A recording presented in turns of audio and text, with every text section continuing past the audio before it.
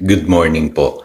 Tayo po'y mag-aral ng salita ng Diyos. The book of Romans chapter 13 verse 8. Huwag kayong magkakaroon ng utang kanino man, maliban sa saguting magmahalan sa isa't isa, sapagkat ang nagmamahal sa kapwa ay tumutupad sa kautusan.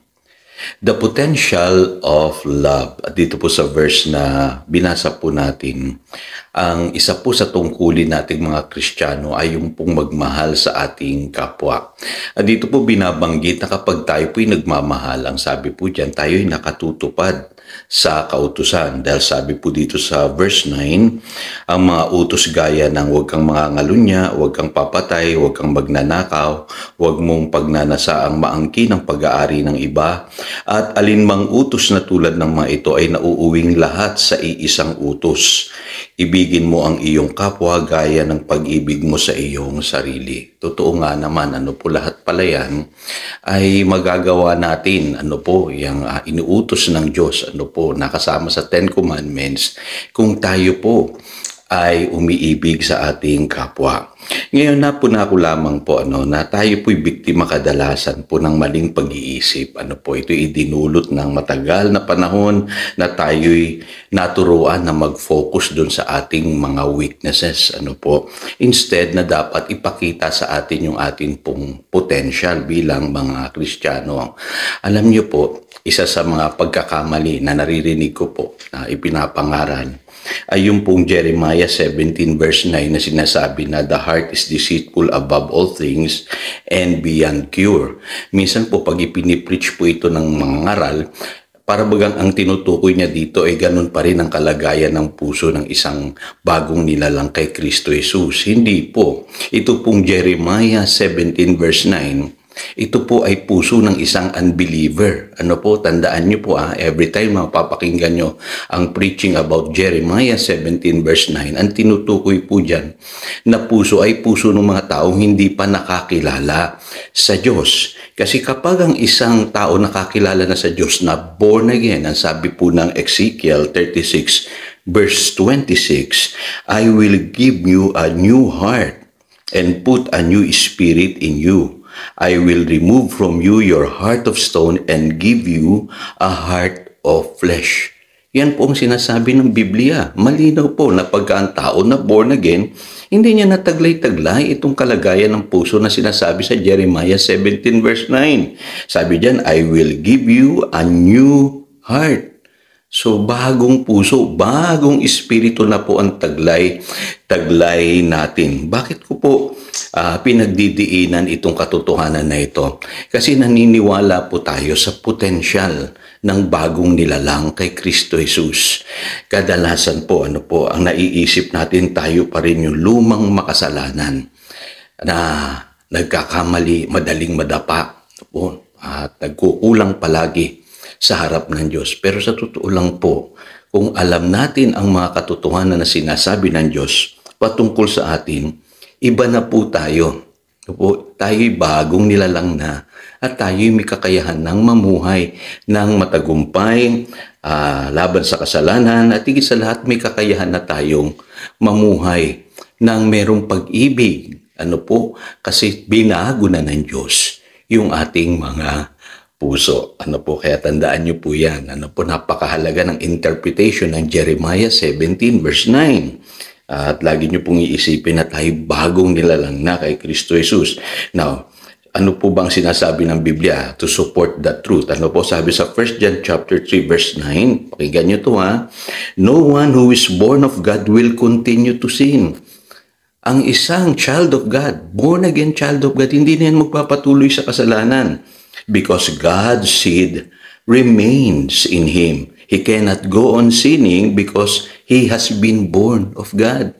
Yan po ang katotohanan, kapatid. At sa 1 John chapter 3 verse 14, we know that we have passed from death to life because we love our brothers. Anyone who does not love remains in death. Kaya pagka na-born again isang tao, marunong na siyang magmahal. Kasi ang katangian ng taong walang pagkakilala sa Diyos, hindi siya marunong magmahal. Kita niyo po, Kaya napakahalaga talaga alam natin itong mga katotohanan na ito. Yan nangyayari sa buhay natin. Meron kasing tinatawag na maling emphasis. Ano po? Kaya iba po ang nagiging resulta ng ating buhay. Ang emphasis natin palagi ito, madalas ko naririnig, ikukure ko rin po ito, yung sinasabi na, you are just a sinner saved by grace. No? Akala natin, porque yung quotation na yan ay matagal na natin naririnig, totoo. Alam niyo po, tayong na born again na hindi na po sinner ang tawag sa atin ng Diyos. Ang sabi po sa 2 Corinthians chapter 5 verse 21, tayo ay righteousness of God in Christ Jesus. Ako nga po, hindi ko alam kung saan nanggaling yung quote na yan eh. Pero alam niyo po, ang tawag na sa atin ng Diyos ay righteousness of God in Christ Jesus. Ano po? Kita ninyo kung paano minsan na-emphasize yung atin pong weakness ang hindi natin alam. At ang sabi ng Panginoong Hesus, kung babasahin nyo, John chapter 8, verse 32 hanggang 36, hindi na tayo slave ng kasalanan. In fact, sabi sa Romans chapter 6, verse 14 and 18, sin has no dominion over you. No wonder, maraming mga Kristiyano talaga laging dapain sa kasalanan. Kasi yun ang iniisip natin eh. Hindi natin nakikita yung potential natin ngayon bilang bagong nilalang kay Kristo Jesus. Naaalala ko palagi noon na ikaw marupok, ikay mahina, ikaw ay madaling madapa, no? Dahil tao ka lang. Ang layo po nung sa sinasabi ng Biblia.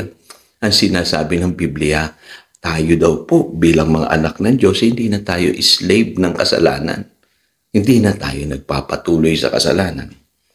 At ang sabi ng Biblia, sin has no dominion over you. By the way, hindi ko naman sinasabing hindi na tayo magkakamali. Andiyan pa rin po pagkakasala. Ano po? Pero mas mahalaga nakapokus tayo sa potential natin, hindi doon sa ating mga kahinaan. At ang sabi ng Galatians chapter 5 verse 22, the fruit of the Spirit is love. Ibig sabihin, through the Holy Spirit, we have the ability to love. Yun ang potential natin mga kapatid. Kaya nating magmahal.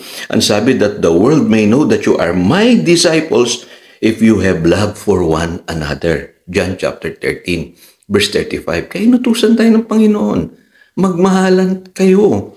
Bilang tanda na kayo aking mga alagad. Kung totoong Kristiyano kayo, nagmamahal kayo. Ganun pong ibig sabihin ng verse na yan. At ang sabi rito sa Ephesians chapter 4, ano po? Verse 32, we have the ability to love, to forgive, to care for one another. Diba? Just as Christ forgave us. So, ibig sabihin, yung ginawa ng Panginoong Hesus na pagmamahal, pagkalinga, pagpapatawad, kaya nating gawin.